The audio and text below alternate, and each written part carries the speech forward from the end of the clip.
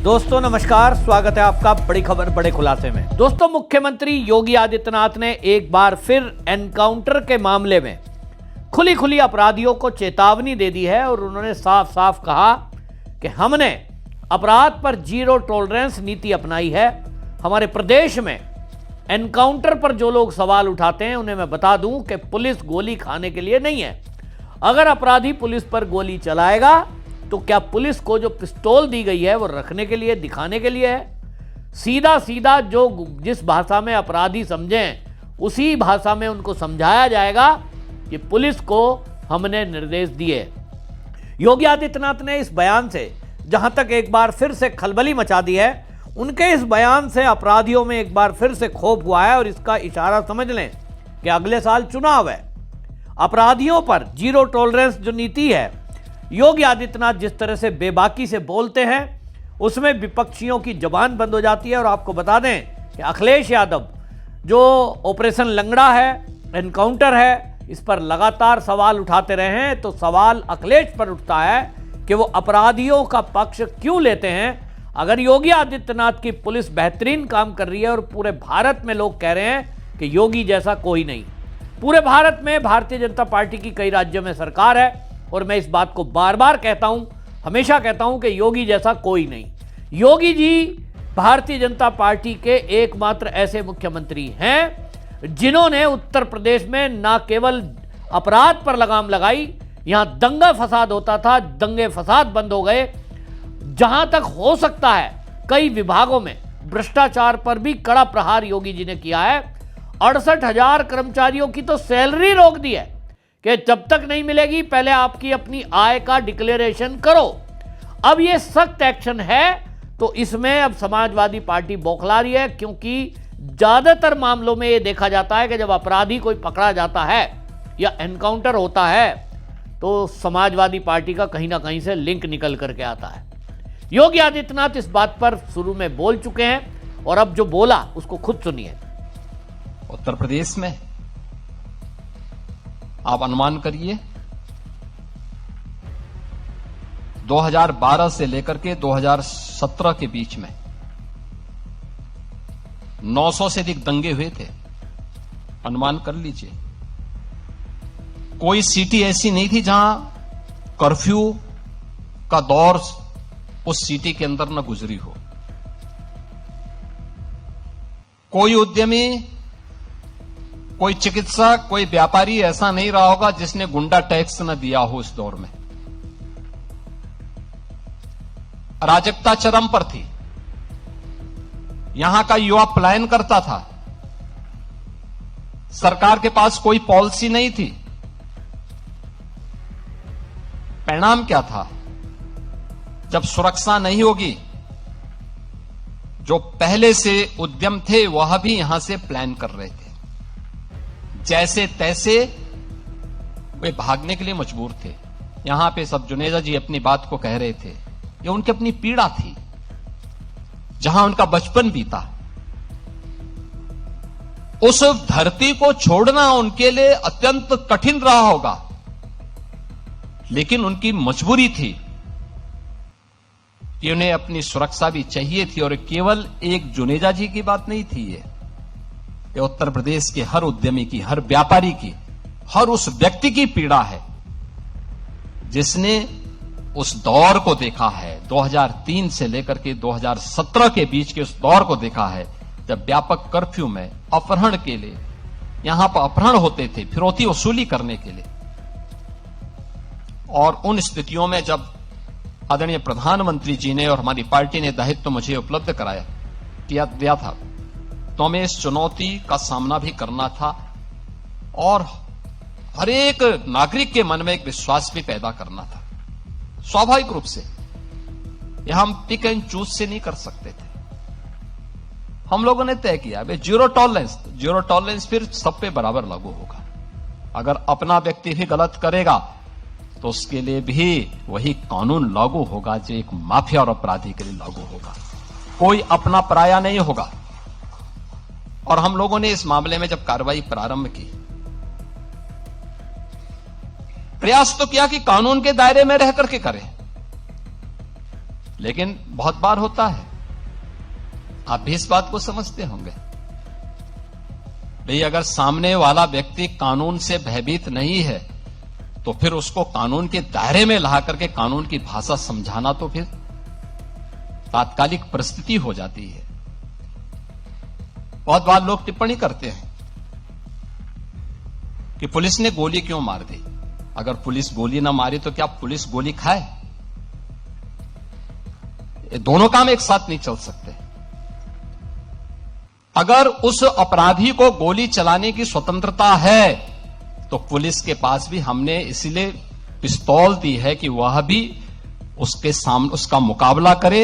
उसका प्रशिक्षण इसी बात को लेकर के हो रखा है और उसको जिस भाषा में समझे उस भाषा में उसको समझाने का काम करे। और उस भाषा में जब समझाया गया, आपने देखा होगा पिछले 9 वर्ष में बड़े बड़े पर्व और त्योहार हो रहे हैं, सारे सकुशल संपन्न हो रहे हैं। कहीं कोई शांति भंग की बात नहीं करता है, कहीं कोई अराजकता की बात नहीं करता है, कहीं कोई फिरौती की बात नहीं करता है, कहीं कोई दंगा नहीं है, कोई फसाद नहीं है, कोई गुंडा टैक्स नहीं है। आज कहीं भी इस प्रकार की स्थिति नहीं है और उत्तर प्रदेश निवेश के एक बेहतरीन गंतव्य के रूप में अपने आप को स्थापित किया है। योगी जी कह रहे हैं हमने जीरो टॉलरेंस नीति लागू की है जो सभी पर समान रूप से लागू होती है। यदि कोई अपना व्यक्ति भी गलत करता है तो उसके खिलाफ भी वही कानून, वही अपराध करने वालों पे जो लागू होता है।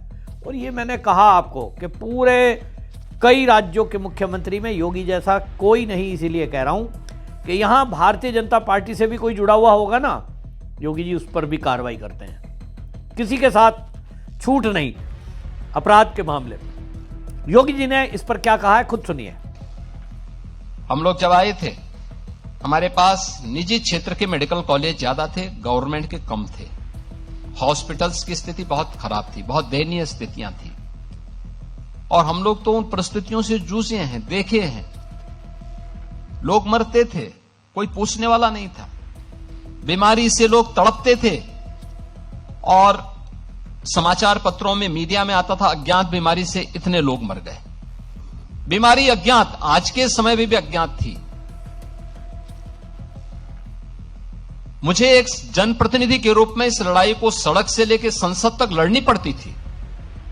लंबी लड़ाई को हम लोग लड़े और आज मैं कह सकता हूं कि पूर्वी उत्तर प्रदेश में और उत्तर प्रदेश के 38 जनपदों में इंसेफ्लाइटिस जैसी बीमारी को हम लोगों ने आज पूरी तरह समाप्त कर दिया है, पूरी तरह समाप्त किया है। यानी ये सरकार की नीयत साफ है, उसकी नीतियां हैं। हर एक व्यक्ति तक शासन की योजना का लाभ ईमानदारी के साथ पहुंच जाए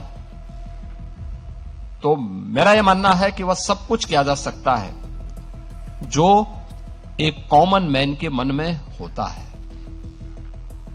हम लोग इस बात को बोलते थे। जो जिन परिस्थितियों से उत्तर प्रदेश के लोग जूझ रहे थे, लोग बोलते थे कैसे ठीक होगा। हमने कहा ठीक होगा। ये उत्तर प्रदेश में आप अनुमान करिए 2012 से लेकर के 2017 के बीच में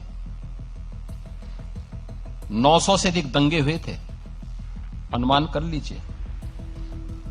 कोई सिटी ऐसी नहीं थी जहां कर्फ्यू का दौर उस सिटी के अंदर न गुजरी हो।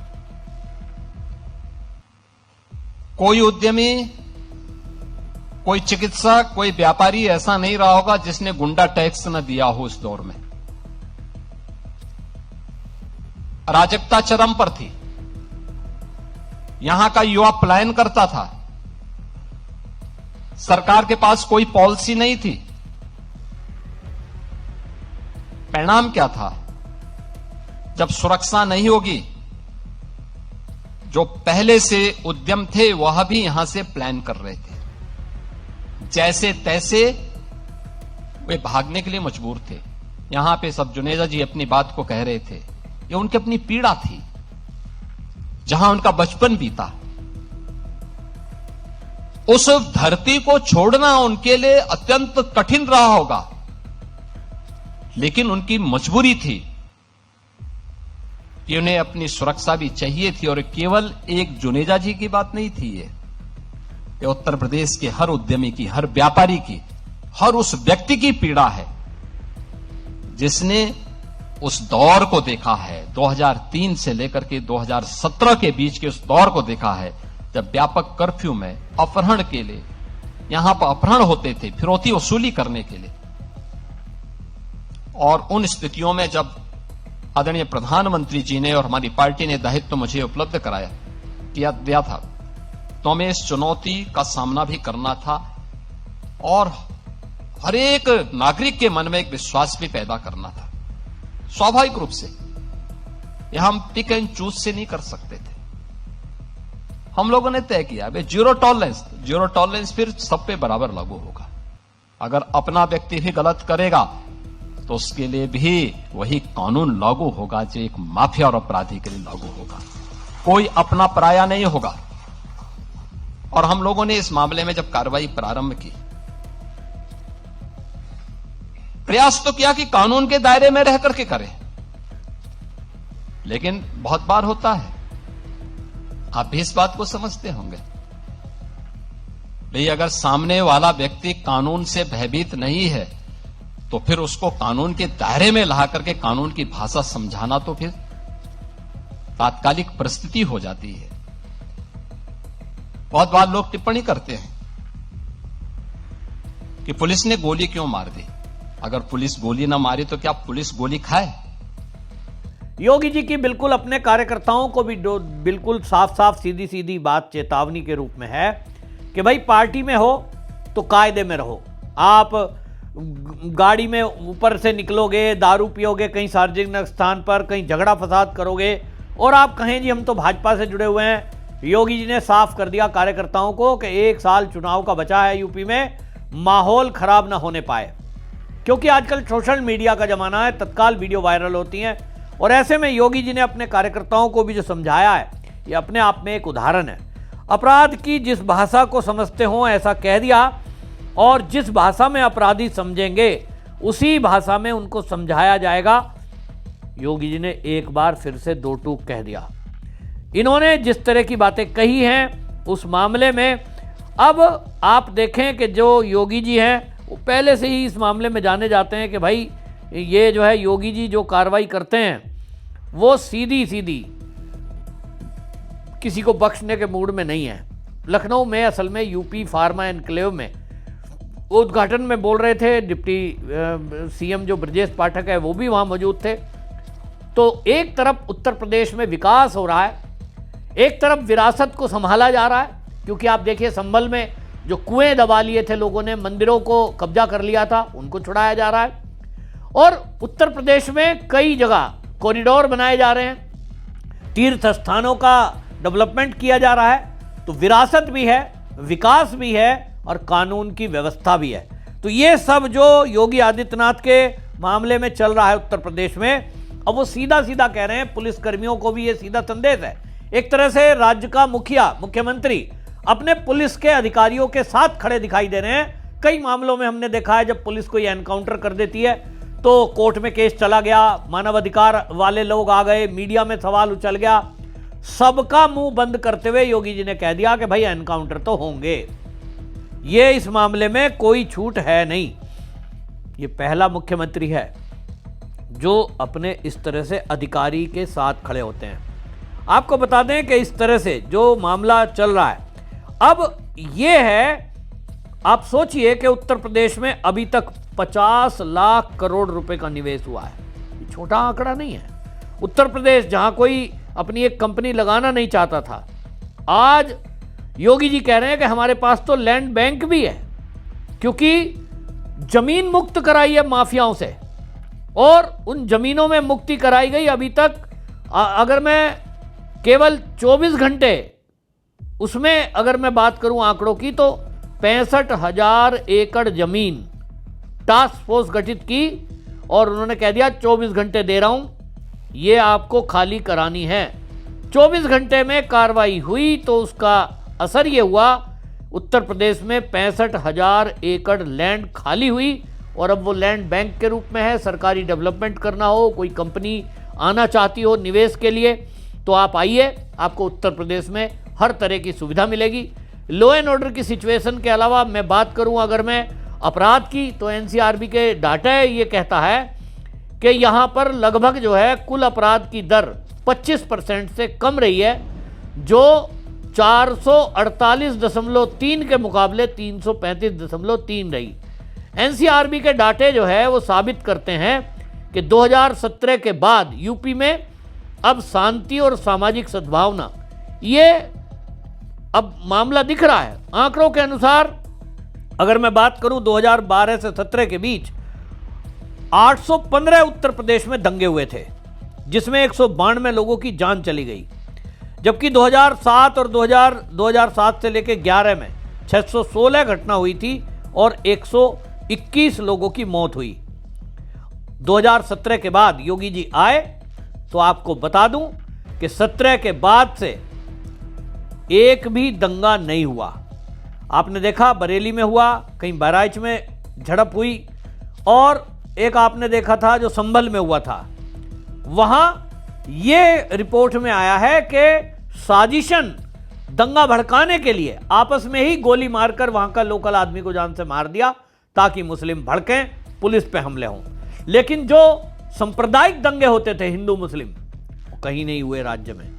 ये है योगी जी का लॉ एंड ऑर्डर की सिचुएशन। इस सारे मामले में कानून व्यवस्था को नंबर 1 पर उत्तर प्रदेश में जो है, मैं मानता हूं कि जो योगी जी ने शासन किया है ऐसा किसी राज्य में नहीं है। तत्काल एक्शन होता है। अगर कहीं दंगा फसाद, अपराधी, कोई माफिया, कोई बहन बेटी को छेड़ने वाला, उस पर तुरंत एक्शन होता है। पहले ऐसे सुनवाई होती ही नहीं थी, नेताओं के फोन आ जाते थे। आज आपको कहीं भी पुलिस का कोई अधिकारी, आप ऑफिशियल अनऑफिशियल बात करिए, मैं करता हूं, कोई ये नहीं कहेगा कि हमने अपराधी को पकड़ा और वो फला पार्टी से था और बीजेपी के नेता का फोन आ गया कि साहब छोड़ दो। लेकिन समाजवादी पार्टी में यह आम बात थी। पुलिस मेहनत करके अपराधी को पकड़ के लाती थी, नेताओं के फोन आ जाते थे। और आपको याद होगा मुजफ्फरनगर का दंगा, किस तरह से आजम खान उस पूरी संचालित कर रहे थे, लखनऊ में बैठकर हिंदुओं के बच्चों को पकड़ा जा रहा था, निर्दोषों को, और जो दोषी थे उनको पुलिस पर दबाव था कि इनको छोड़ दो। इस तरह से ये मामला बनता था और इसीलिए अपराधियों का जो है हौसला बढ़ता था। अब 2017 के बाद से जिस तरह की बातें हुई हैं, इसके कारण लोग ये कह रहे हैं कि योगी जैसा कोई नहीं। और इसीलिए मैं बता दूं कि जहां एक तरफ योगी आदित्यनाथ के शासन में लॉ एंड ऑर्डर की सिचुएशन फर्स्ट क्लास हो गई, वहां दूसरी तरफ योगी आदित्यनाथ ने भ्रष्टाचार पर भी प्रहार किया है। और उन्होंने अपने सभी राज्य के कर्मचारियों को यह कहा था कि आप अपना सार्वजनिक करिए जो आपके पास संपत्ति है, ताकि ये पता लग सके कि नौकरी में आप हैं। आज जो आप डेटा दे रहे हैं, अगले साल अगर संपत्ति आश्चर्यजनक रूप से बढ़ती है तो ये समझ में आएगा भाई आपने रिश्वत ली है। लोगों को लगा कि ऐसे ऑर्डर आते रहते हैं, चलिए देंगे करके, लेकिन योगी जी का सख्त आदेश था भैया। याद था 68,000 कर्मचारियों की सैलरी रोकी है। समझ रहे हैं आप, पूरा तहलका मच गया है कि भाई ये तो हम सोच रहे थे ऐसे ही बात आ गई हो जाएगी, लेकिन सबको कहा था कि 31 जनवरी तक सभी कर्मचारी को मानव संपदा पोर्टल पर अपनी संपत्ति की डिटेल अपलोड करनी पड़ेगी। जिन्होंने नहीं की, समझ लो आपका डेटा नहीं आया तो अब सैलरी नहीं मिलेगी। तो भाई हड़कंप मचा हुआ है। अब लोग आनंद फानन में डेटा डाल रहे हैं, लेकिन यह भी याद रखिए, अगर किसी ने गलत जानकारी पोर्टल पर डाली तो मुख्यमंत्री जी पहले ही कह चुके हैं कि जितनी आप डाल रहे हो और उससे एक्स्ट्रा मिलती है तो सरकार जब्त कर लेगी। ये योगी है, छोड़ेंगे नहीं। और किसी ने नहीं डाली तो समझ लीजिए वो तब भी फंसा, क्योंकि विभागीय कार्रवाई होगी कि आपको शासन आदेश दिया गया था और आपने पोर्टल पर जानकारी नहीं डाली। तो ये योगी हैं जो एक तरफ सर्जिकल स्ट्राइक कर रहे हैं यहाँ सरकारी कर्मचारी के भ्रष्टाचार पर, वहीं जीरो टॉलरेंस है अपराध पर। और इसीलिए मैं कहता हूँ योगी जैसा कोई नहीं, योगी नंबर 1। आपकी क्या राय, कमेंट में जरूर लिखें, वीडियो शेयर करें। वंदे मातरम।